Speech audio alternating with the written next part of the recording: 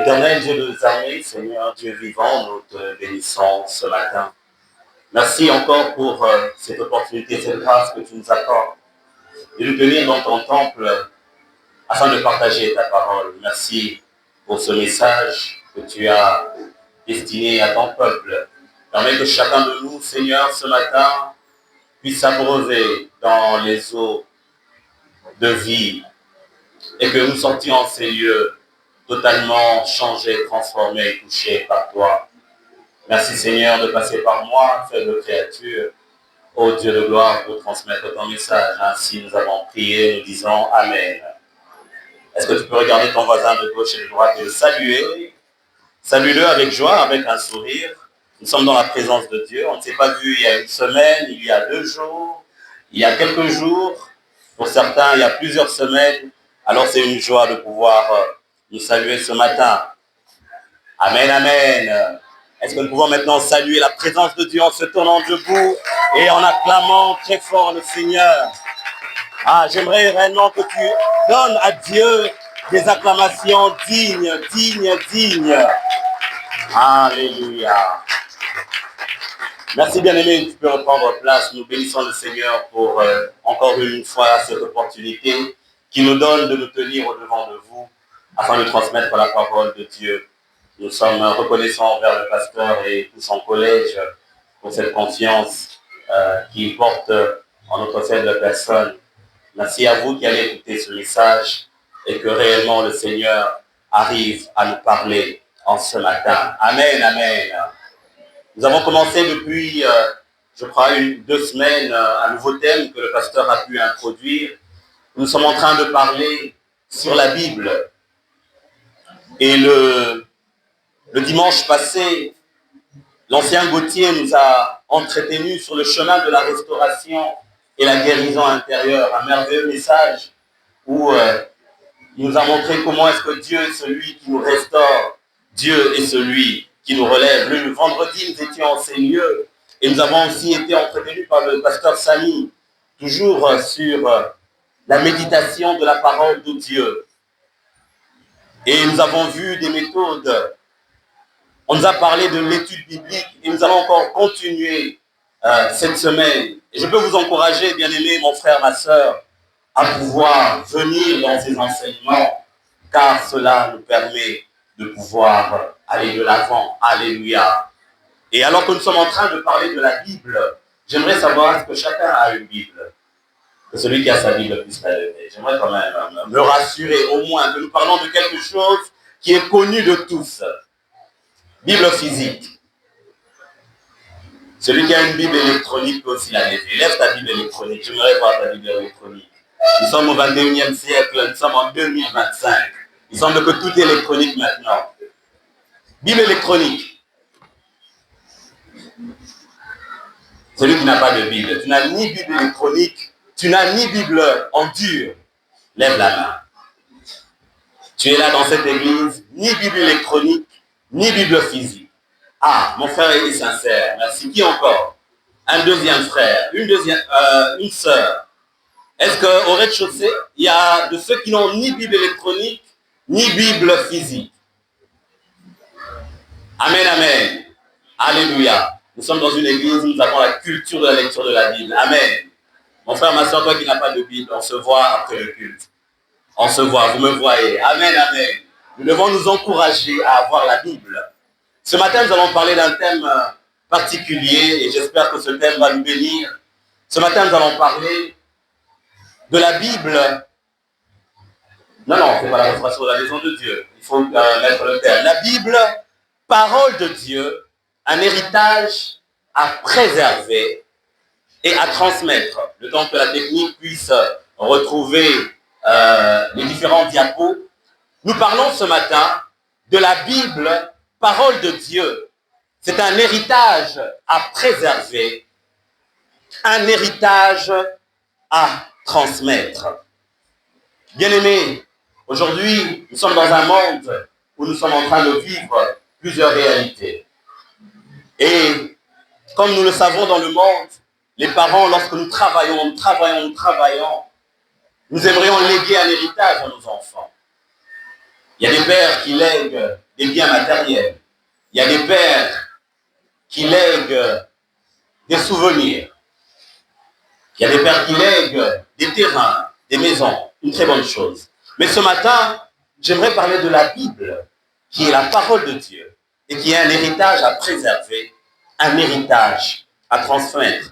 Nous allons lire les textes qui vont nous conduire en ce matin. Et j'aimerais que nous puissions être debout tous ensemble et nous allons lire les 3 textes qui vont constituer le message de ce matin. Nous sommes dans 2 Timothée, chapitre 1er, le verset 1 à 5. La Bible déclare ceci.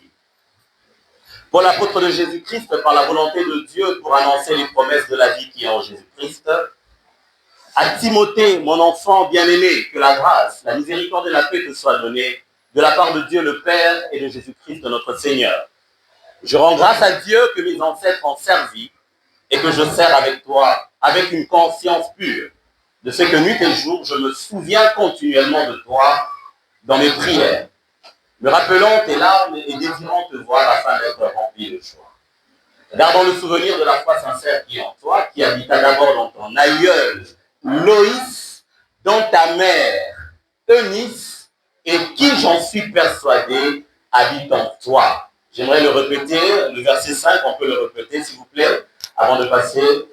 Gardons le souvenir de la foi sincère qui est en toi, qui habita d'abord dans ton aïeul Loïs, aïeul qui veut dire grand-mère, et dans ta mère Eunice, et qui, j'en suis persuadé, habite aussi en toi. 2 Timothée, chapitre 3, le verset 14 à 17, nous lisons. Toi, demeure dans les choses que tu as apprises. C'est Paul qui est en train de parler à Timothée. Et reconnu certaines, sachant de qui tu les as apprises. Dès ton enfance, tu connais les saintes lettres qui peuvent te rendre sage, à salut par la foi en Jésus-Christ. Toute écriture est inspirée de Dieu et utile pour enseigner, pour convaincre, pour corriger, pour instruire dans la justice, afin que l'homme de Dieu soit accompli et propre à toute bonne œuvre. Le verset 15, j'aimerais qu'on le relise. Dès ton enfance, tu connais les saintes lettres qui peuvent te rendre sage à salut par la foi en Jésus-Christ. Nous passons à Juges chapitre 2, le verset 10. Toute cette génération fut recueillie auprès de ses pères, et il se leva après elle une autre génération qui ne connaissait point l'Éternel, ni ce qu'il avait fait en faveur d'Israël. Pouvons acclamer la parole du Seigneur. Dans le thème qui nous est donné ce matin, pouvons reprendre place, merci. Nous parlons de la Bible qui n'est que tout simplement la parole de Dieu. Et j'aimerais réellement, bien aimé, que tu sois dans l'assurance et n'aie point de doute que la Bible, c'est la parole de Dieu. Est-ce que tu peux le dire avec moi? La Bible, c'est la parole de Dieu. Dans mon thème, il y a aussi 2 verbes. Le verbe préserver, parce que nous avons dit un héritage à préserver, à transmettre. Préserver qui veut dire tout simplement garder. Transmettre qui veut dire tout simplement donner. Mais je vais me baser un peu ou m'attarder sur l'héritage. C'est quoi l'héritage? Le dictionnaire définit l'héritage comme étant un ensemble des biens matériels, des droits, des obligations transmis d'une génération à une autre. Et généralement, cela se transmet par succession. L'héritage, un ensemble des biens matériels, des droits, des obligations qui est transmis d'une génération à une autre, et généralement, on le fait par succession. Je l'ai dit au début, une maison peut être léguée. Des biens peuvent être légués. Deuxième définition que j'aimerais que tu puisses retenir ce matin sur l'héritage, si on peut voir de manière chrétienne, l'héritage spirituel, elle désigne les bénédictions, les enseignements, les valeurs de la foi chrétienne que Dieu donne à son peuple et qui doivent être transmis aux générations suivantes. Je répète, l'héritage spirituel désigne les bénédictions, les enseignements, les valeurs de la foi chrétienne que Dieu donne à son peuple Et cela doit être transmis aux générations suivantes. Nous avons un verset que nous pouvons exploiter, le psaume chapitre 16, le verset 5, si nous y accoyez avec moi, nous pouvons évoluer ensemble, où la Bible dit « L'Éternel sera mon héritage et mon calice. C'est toi qui m'assures mon lot. » Et une dernière définition que je peux vous donner concernant l'héritage. L'héritage, c'est ce que nous bâtissons aujourd'hui et qui influencera demain. Ce n'est pas seulement ce que nous laissons, mais ce que nous vivons et que nous transmettons activement. L'héritage, c'est ce que nous bâtissons aujourd'hui. Ce que tu bâtis dans ton foyer. Ce que tu bâtis de manière physique dans l'église. Ce que nous allons bâtir, nous avons un projet merveilleux sur lequel nous sommes en train, bien aimé, de pouvoir travailler la construction du temple.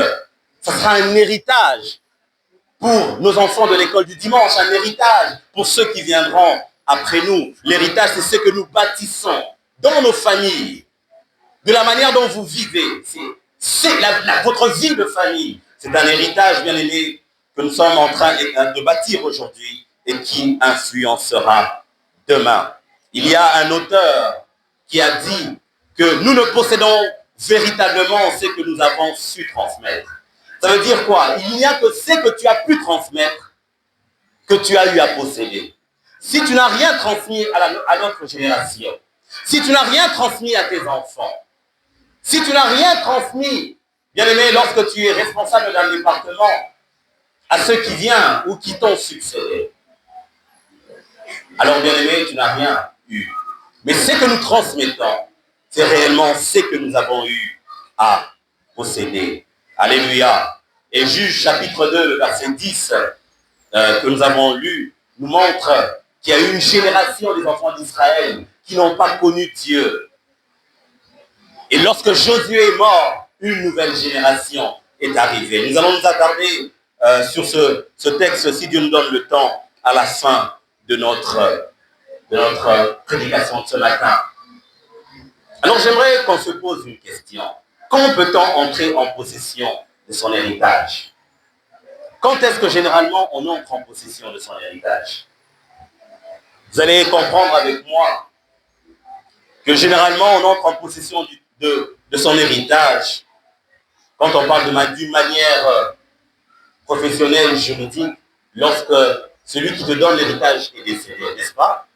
De manière juridique, on peut dire qu'un héritage matériel est reçu après le décès du propriétaire légal et selon les lois du pays en vigueur.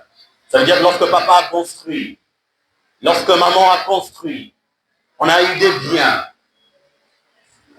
Généralement, ce bien entre en ta possession, toi qui es enfant, après le décès du parent.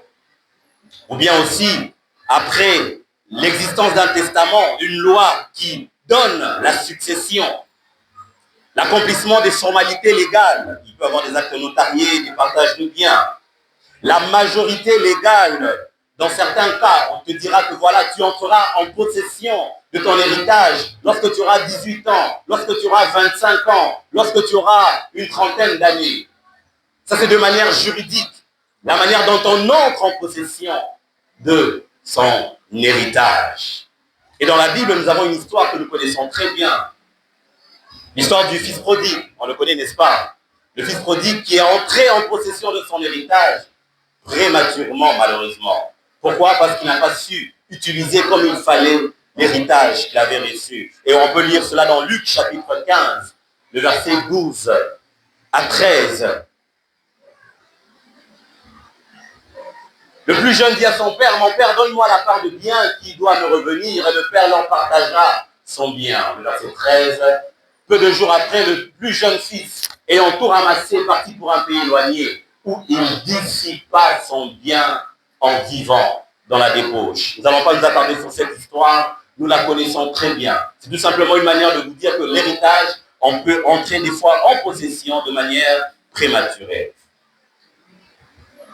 Deuxièmement, quand peut-on entrer en possession de son héritage? Parce que nous avons eu une définition spirituelle ou religieuse. J'aimerais aussi qu'on entre dans cette pensée spirituelle. Notre héritage en Christ, la Bible dit dans Romains chapitre 8, le verset 17, nous sommes héritiers de Dieu et nous sommes co-héritiers avec Christ. Or, si nous sommes enfants, nous sommes aussi héritiers. Héritiers de Dieu, co-héritiers de Christ, si toutefois nous souffrons avec lui, afin d'être glorifiés avec lui. Bien-aimés, nous sommes héritiers des bénédictions et de l'héritage spirituel. Est-ce que nous pouvons acclamer le Seigneur pour cela? Au jour d'aujourd'hui, il suffit, bien-aimé, que ton cœur s'ouvre à Jésus-Christ. Bien-aimé, laisse-moi te rassurer que déjà tu as ton héritage. La vie éternelle, tu l'as lorsque tu acceptes Christ dans ta vie. Et cela est une grande bénédiction. Dans Deutéronome, chapitre 28, le verset 1 à 2, nous voyons que nous entrons en possession des bénédictions spirituelles lorsque de l'héritage plutôt spirituel, lorsque nous marchons dans l'obéissance. On peut nous mettre ce texte, Deutéronome 28, le verset 1 à 2.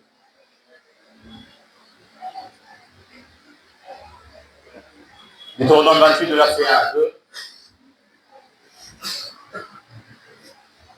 Je peux le lire rapidement. Si vous écoutez attentivement la parole de l'Éternel, votre Dieu, si vous obéissez à tous les commandements que je vous donne aujourd'hui, si vous les appliquez, alors l'Éternel, votre Dieu, il vous donnera une place prépondérante au-dessus de tous les autres peuples de la terre.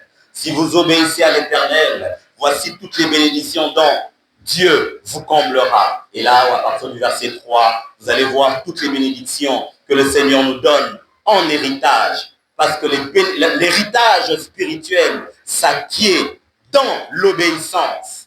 Il ne faudrait pas que quelqu'un puisse mourir comme l'héritage des hommes. Troisièmement, dans l'héritage spirituel, nous devons croire et s'approprier des promesses de Dieu. Hébreux 6, le verset 12, où la Bible nous parle d'hériter des promesses par la foi et par la persévérance. Bien aimés, certains chrétiens ne vivent pas leur héritage en Christ à cause de la connaissance de la foi. Dans Osée, chapitre 4, le verset 6, la Bible réellement le dit, mon peuple périt faute de connaissance. C'est un texte que nous connaissons très bien. Mon peuple est détruit parce qu'il lui manque la connaissance. Puisque tu as rejeté la connaissance, je te rejetterai et tu seras dépouillé de mon sacerdoce. Puisque tu as oublié la loi de ton Dieu, j'oublierai aussi tes enfants. Le peuple périt parce qu'il ne connaît pas ces choses. Bien-aimés, l'héritage spirituel, nous l'avons par l'obéissance. Nous l'avons par la foi. Nous l'avons parce que nous arrivons à accepter Christ dans notre vie. Et un troisième aspect, bien-aimé, de l'héritage, dans le cadre personnel, nous allons parler de l'héritage des valeurs et des leadership. Je ne suis qu'à l'introduction où j'aimerais que nous puissions comprendre comment et quand est-ce qu'on peut entrer en possession de son héritage. Parce que nous disons que la Bible est un héritage que nous devons préserver et que nous devons transmettre. Alors, l'héritage culturel ou moral est reçu et exploité selon la maturité et l'engagement personnel. Il y a des choses qu'on hérite à cause tout simplement de la maturité. Ce n'est pas parce que papa est mort et qu'on allait bien. Ce n'est pas seulement, bien aimé, dans le cadre spirituel tel que je l'ai dit, mais il y a d'autres héritages que nous pouvons acquérir lorsque nous atteignons une certaine maturité. Nous sommes dans 2 Timothée, chapitre 1er, le verset 5. Nous l'avons lu en tout début. Je ne sais pas si la technique est ensemble avec moi. Le verset 5, nous pouvons directement aller au verset 5. Gardons le souvenir de la foi sincère qui est en toi, qui habita d'abord dans ton aïeul Loïs, dans ta mère Eunice, et qui, j'en suis persuadé, habite en toi. Nous voyons ici, Paul est en train d'écrire à Timothée. Paul en prison, il fait une lettre à Timothée pour l'encourager. Et Paul est en train d'étaler pratiquement, de nous donner une vérité. Celle que Timothée est ce qu'il est. Parce qu'il y a eu un investissement de son aïeul, ou grand-mère, Loïs, grand-père, grand-mère, je crois, dans le recherche que j'ai fait, on parle de grand-mère, Loïs, et donc sa mère, Eunice, qui ont eu à investir en lui, afin qu'il ait une certaine maturité. Et aujourd'hui, dans ce texte, Paul montre comment est-ce que Timothée a eu à avoir ce parcours. Un parcours qui a été ancré dans la famille. Nous allons encore y revenir. J'aimerais que nous puissions lire Galates chapitre 4, le verset 1 à 2.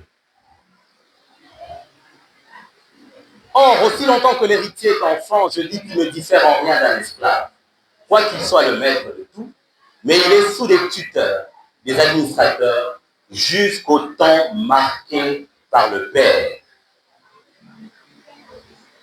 Nous voyons que tant qu'un héritier est enfant, il a la même condition qu'un esclave. Parce qu'il est en train d'être dirigé. Il est encore sous la tutelle des administrateurs, de son tuteur, de son père. Ça, c'est la condition, bien aimée, d'un enfant. Mais lorsqu'il atteint une certaine maturité, c'est quand cet enfant maintenant, qui devient adulte, qui devient jeune, nous l'avons dit tantôt dans le cadre juridique, il atteint une certaine maturité et il peut entrer en possession de son héritage. Alors pour conclure sur l'héritage, j'aimerais tout simplement dire, l'héritage est une promesse, mais il faut être prêt à le recevoir et à le gérer. Nous avons parlé de l'héritage matériel que nous avons après le décès d'un père ou selon les lois, l'héritage spirituel que nous avons maintenant lorsque nous sommes en train de donner notre vie à Christ, et l'héritage personnel lorsque nous atteignons une certaine maturité. Alors une question que je te pose, es-tu prêt, bien-aimé, ce matin, à entrer pleinement dans ton héritage? Es-tu prêt à réellement vivre ton héritage? Sommes-nous prêts dans nos familles à léguer un héritage? Je te pose cette question et essaye de répondre dans ton cœur. Pour revenir à l'histoire de Timothée, dans 2 Timothée chapitre 1, le verset 5, ainsi que le verset 14 à 17, j'ai compris, bien aimé, que le cadre familial est le merveilleux cadre où nous pouvons préserver notre héritage. Et cet héritage qui n'est que la Bible, tel que je l'ai dit dans mon thème. Parce que nous voyons Timothée, le témoignage de Paul. Timothée a reçu toutes ses connaissances, tout son encadrement, de part de sa grand-mère, de sa mère, jusqu'à ce que lui-même est devenu un véritable leader chrétien. Comment, dans nos familles bien-aimées, sommes-nous en train de pouvoir gérer l'héritage que nous avons, la Bible? Comment, dans nos familles bien-aimées, sommes-nous en train d'utiliser cette Bible? Est-ce que nos grands-parents aujourd'hui, est-ce que nos parents aujourd'hui font de nos foyers un lieu où la Bible est préservée, où la parole de Dieu est préservée, tel que nous avons vu dans l'histoire de Timothée? Lorsque, moi je ne suis pas grand-père, malheureusement, bon, pas encore jusque-là, je crois que dans cette salle, nous avons des grands-parents. Est-ce qu'ils sont là, les grands-parents? S'ils sont grands-parents. Je sais que le pasteur est grand-père, voilà. Waouh, merci beaucoup, papa. Lorsque vos petits-fils, vos petites-filles viennent dans vos maisons, vous les accueillez pour les vacances, vous les accueillez pour, voilà, on vient les laisser pour un week-end. Comment vous vous comportez envers eux? Vous savez que beaucoup de grands-parents aiment chouchouter leurs petits-enfants. On les chouchoute, on veut leur offrir des cadeaux, des bonbons, des sucreries.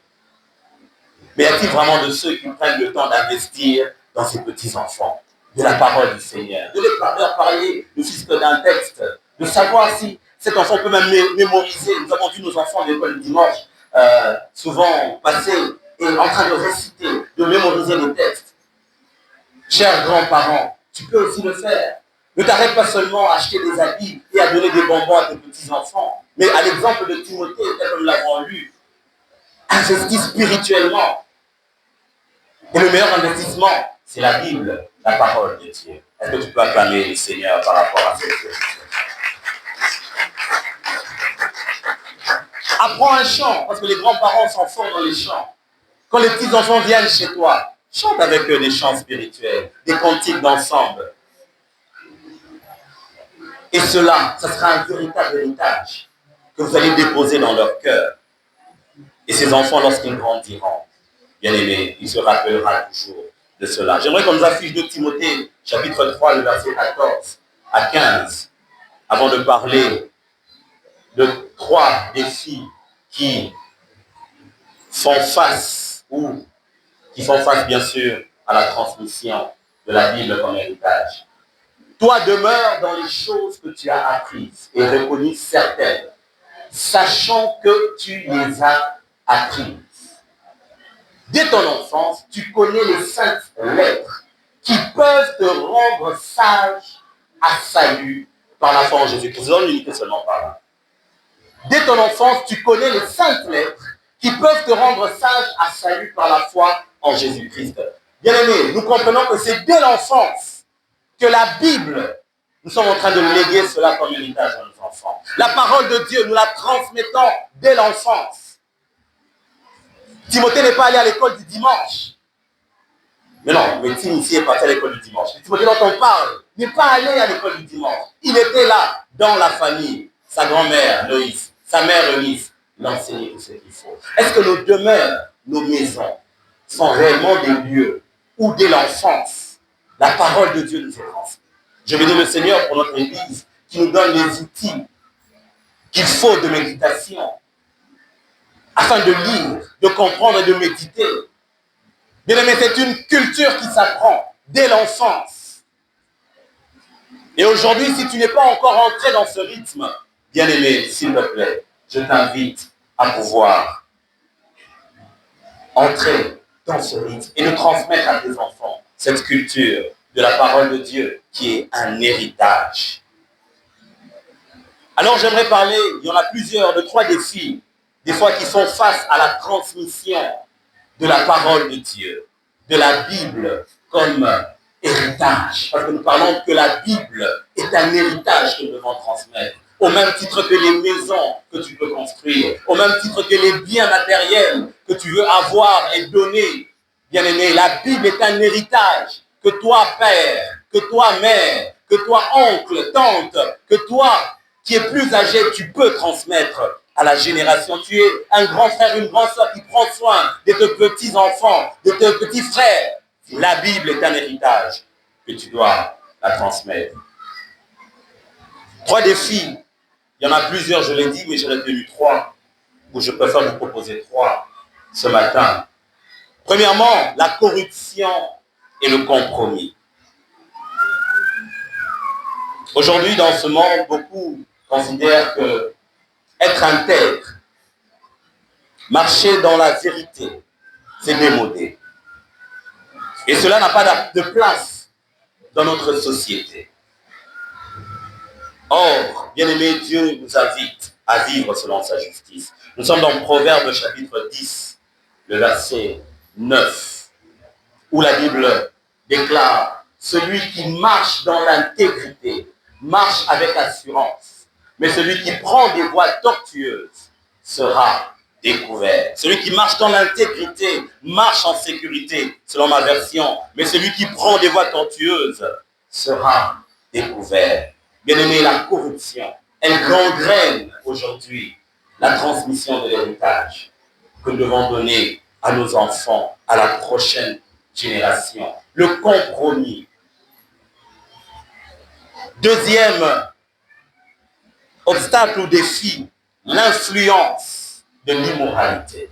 Oh, nous sommes dans un monde où l'immoralité est en train de prendre place. Et cela, c'est un défi à la transmission de la parole de Dieu. Parce que la parole de Dieu va à l'encontre, à l'opposé de l'immoralité, à l'opposé du siècle présent. Aujourd'hui, la société est en train de normaliser des pratiques qui sont contraires à la Bible. Contraires à la Bible. Là où la Bible dit que l'homme s'attachera à sa femme Et c'est ça le véritable mariage. La société dit aujourd'hui autre chose. Nous avons plusieurs exemples aujourd'hui de comment est-ce que la société est en train d'aller. Aujourd'hui, lorsqu'on parle même de la virginité, de la chasteté, on voit que cela c'est quelque chose d'ancien. C'est démodé. Aujourd'hui, on peut trouver normal qu'une fille, soit engrossée et qu'elle ait un enfant et qu'elle se marie normalement. On peut trouver cela normal. Mais oui, bien-aimé, j'aimerais tout simplement te dire ce matin que la parole de Dieu, lorsque tu l'inclus dans tes enfants, lorsque tu la donnes, bien-aimé, comme héritage, cela pourra bâtir des personnes intègres. Et si réellement aujourd'hui tu te retrouves dans des voies qui ne plaisent pas au Seigneur, dans des voies où tu t'es, bien-aimé, égaré, nous avons dit plus haut, rentre à Jésus, accepte Christ et tu feras partie de ceux qui sont héritiers et co-héritiers avec Christ. L'immoralité, bien aimé, l'autre fois, j'étais vraiment stupéfait de voir que le monde aujourd'hui propose aux jeunes femmes, aux jeunes hommes, en leur disant, pour ta santé, pour que tu sois bien, tu peux commencer à te masturber. Permettez-moi de parler de ces choses, parce que ce sont des réalités. Et malheureusement, beaucoup de jeunes sont influencés par cela, par ce genre de motivation, par ce genre de coaching.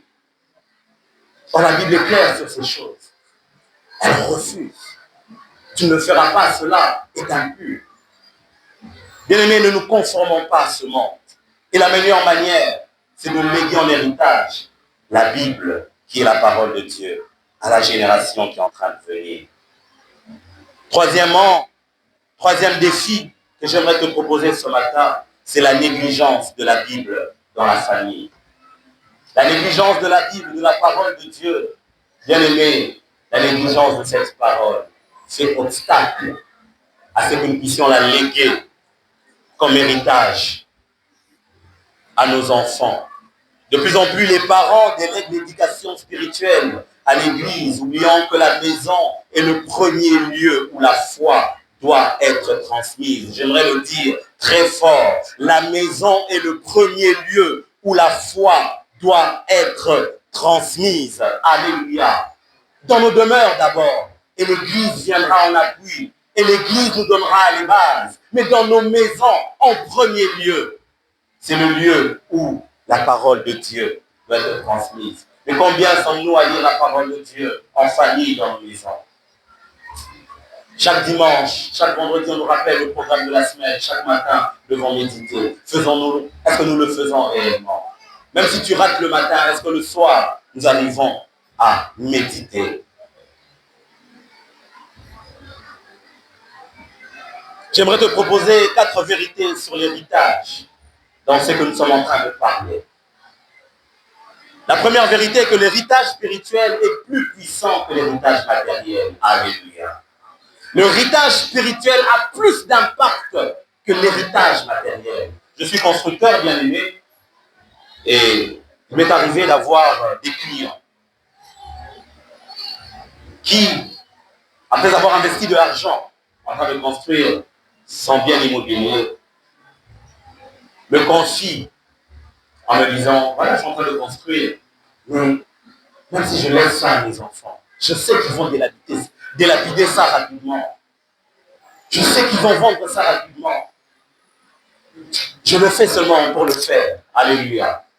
Il m'est arrivé d'avoir des clients comme ça, qui reconnaissent que l'héritage qu'il va léguer à ses enfants ne va pas durer. Il y a quelques années, je suis tombé sur, je ne dirais pas un client parce qu'il n'était pas le mien, il était collègue à un client à moi, qui arrivait, sachant qu'il n'a plus 5 ou 10 ans à vivre, faute de sa maladie, il y avait plein de biens immobiliers à Lubumbashi et quelques biens ici à Kinshasa. Alors il a commencé à liquider ses biens. Il a commencé à vendre ses maisons. Il y avait beaucoup d'argent là-dessus. Et Le client que j'avais me confiera, dit, tu vois ce monsieur-là, il est en train de vendre toutes ses maisons et ses biens, parce qu'il veut passer ses dernières années en train de vivre une vie paisible, parce qu'il sait que ses enfants ne vont rien faire. Et il s'est décidé à... Bien aimé, l'héritage spirituel est plus puissant et a plus d'impact que l'héritage matériel. Amen, amen. Tu les diras des biens, mais tu ne sais pas ceux qui viendront après, qu'est-ce qu'ils feront des biens que tu vas leur donner. Proverbe chapitre 13, le verset 22, la Bible dit, l'homme de bien laisse un héritage aux enfants de ses enfants, mais la richesse du pécheur est réservée pour les justes. Une manière tout simplement de dire que le pécheur, lorsqu'il amasse ses richesses, lorsqu'il amasse des biens, ça ne va jamais profiter à long terme sur sa vie. Joyce Meyer, que nous connaissons très bien, a dit que l'argent peut disparaître, mais une fois, la foi enracinée en Dieu ne pourra jamais être volée. Alléluia. Alléluia. Une foi enracinée en Dieu ne pourra jamais être volée. Deuxième vérité sur l'héritage, j'aimerais te dire que ce que nous vivons influence plus que ce que nous disons. Ce que tu es en train de vivre, ta manière de vivre, ta manière d'être avec les membres de ta famille, d'être ici à l'église, ta manière d'être dans ton département dans lequel tu évolues, quand tu es leader. Ce que tu vis influence plus que ce que tu dis. J'aimerais dire à quelqu'un que nous ne transmettons pas seulement la foi par des paroles, mais surtout par notre style de vie, par nos priorités et par nos choix quotidiens. Nos enfants nous observent et imitent nos attitudes et notre discours. Alléluia. Tu vas dire à l'enfant, ne triche pas, ne triche pas, ne triche pas. Il écoute, il écoute, il écoute. Mais lorsque tu es au volant, embouteillage, tu es le premier à mettre le clignotant à gauche pour entrer dans la deuxième bande. Une fois, mes enfants, je dois l'avouer, une fois, embouteillage. Tu regardes, il est 8h moins. Oh mon Dieu, comment on fait? Je sais qu'au bout là-bas, il n'y a pas de moyen que d'autres voitures viennent comme ça. Je mets le clignotant, je vais sur l'autre bande. Je n'ai même pas fait 2 mètres. Papa, tu triches. Mes enfants. Pourquoi? Parce que chaque matin, ou chaque jour, ou quand j'ai l'occasion, je leur dis, on ne triche pas. Il ne faut pas tricher à l'école. Quelles sont les choses qu'on ne fait pas à l'école? On ne mange pas la nourriture des amis. On ne joue pas avec les mauvais amis. On ne triche pas. Ce jour-là, j'ai pris la deuxième bande. Et les enfants m'ont rappelé, papa, tu triches. Mais c'était une fois. Et depuis, je ne triche pas. On a maintenant le sens unique, ça nous aide à prendre la deuxième bande. Hein, nous qui sommes sur Zoom, on peut monter. Et je me rappelle quand les sens uniques ont commencé, je suis en train, papa, tu me dis non. Il y a sens unique, regardez. Aucune voiture ne vient comme ça, n'est-ce pas? Ah, il y a sens unique, oui. De 8h à 10h, de 6h à 10h. Et de 15h encore à 21h, il y aura encore sens unique. Et les enfants ont compris. Bien aimé, ce que nous vivons enseigne plus que ce que nous disons. Alléluia. Ton style de vie dans ta famille, de la manière dont vous vivez, parle plus. Ou je peux encore bien le dire, ton style de vie doit appuyer ce que tu dis, ce que tu fais sortir de ta bouche. Parce que c'est un héritage que tu es en train de léguer aux enfants. 1 Corinthiens chapitre 11, le verset 1er dit, soyez mes imitateurs comme je le suis moi-même de Christ. Oui, Paul était imitateur de Christ. Il devrait l'imiter dans la manière dont il est en train de vivre. Alors soyez aussi mes imitateurs. Est-ce qu'aujourd'hui, les enfants seront fiers de dire, moi je vais imiter papa, moi je veux être comme papa, moi je veux être comme maman. Toi-même, lorsque ton enfant te dit ça, seras-tu fier de dire, oui, réellement, mon fils veut être comme moi. Ou tu sais, bien-aimé, là où tu as des failles. Rick Warren, dans son livre Une vie motivée par l'essentiel dit que le plus grand enseignement que vous pouvez donner n'est pas une leçon, mais une vie qui reflète Jésus-Christ. Est-ce qu'on peut acclamer la parole du Seigneur? Le plus grand enseignement que nous pouvons donner, que vous pouvez donner, n'est pas une leçon. Ce n'est pas un enseignement, mais c'est une vie qui reflète Jésus-Christ. La troisième vérité que j'aimerais partager avec vous est qu'un héritage spirituel doit être vécu et non seulement enseigné. Nous avons dit, nous ne transmettons pas seulement la parole, les discours, mais notre manière de vivre. Proverbe 22, le verset 6, un texte que nous connaissons très bien. Instruis l'enfant selon la voie qu'il doit suivre. Et quand il sera vieux,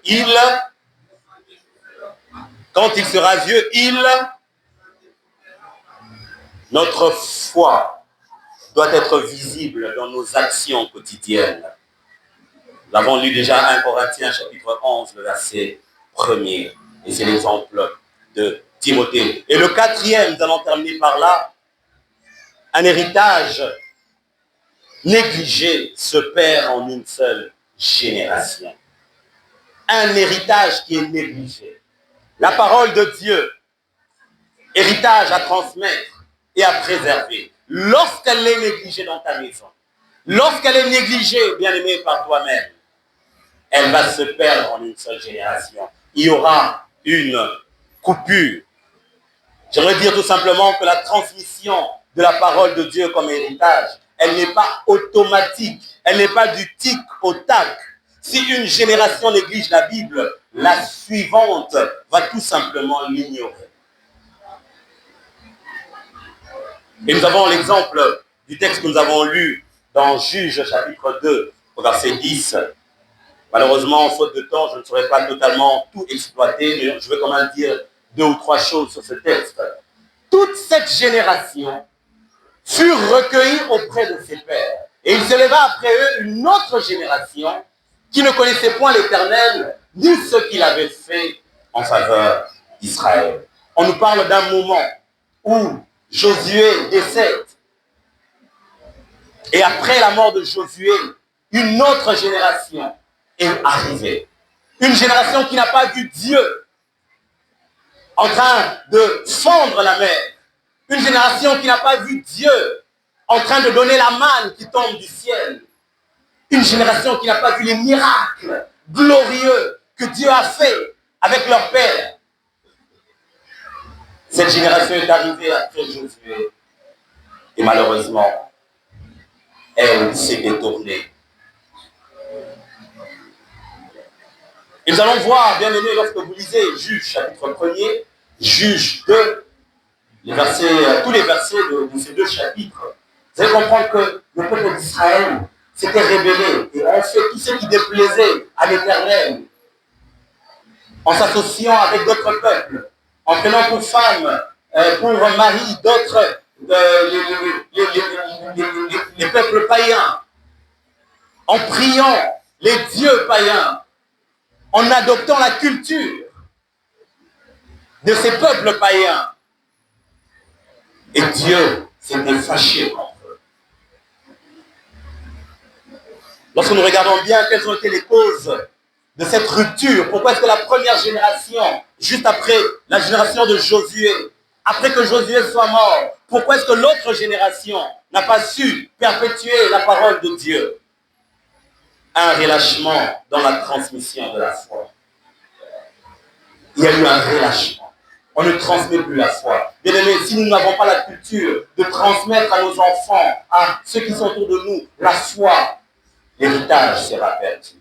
Un abandon, plutôt une influence grandissante des peuples païens autour d'eux. Et lorsqu'on parle des peuples païens, je l'ai dit, c'est comme si nous adoptons une nouvelle culture. Aujourd'hui, nous avons la culture des réseaux sociaux.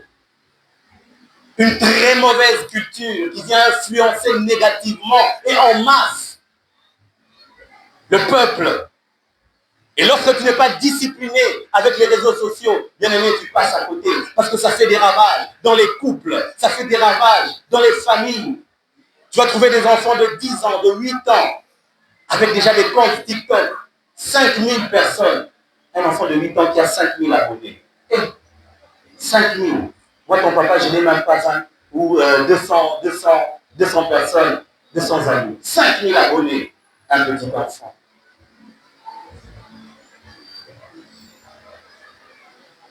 Combien les réseaux sociaux font des ravages. Nous adoptons cette culture qui vient et qui nous désoriente. C'est bien lorsque tu es, bien aimé, discipliné. Lorsque tu l'utilises à bon escient. Pour ton business, par exemple, c'est bon. Pour des affaires, c'est bien. Mais attention à ne pas tomber dans cette culture. Un abandon progressif des lois et des principes divins. Troisièmement, c'est ce que sont les causes qui ont fait la rupture entre l'ancienne génération, la génération de Josué, et la nouvelle génération qui est arrivée.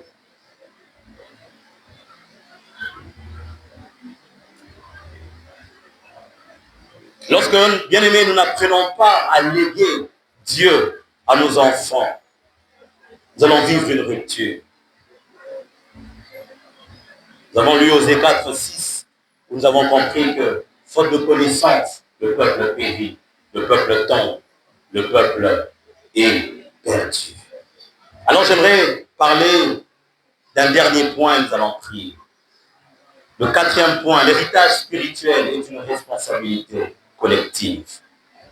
L'héritage spirituel est une responsabilité collective.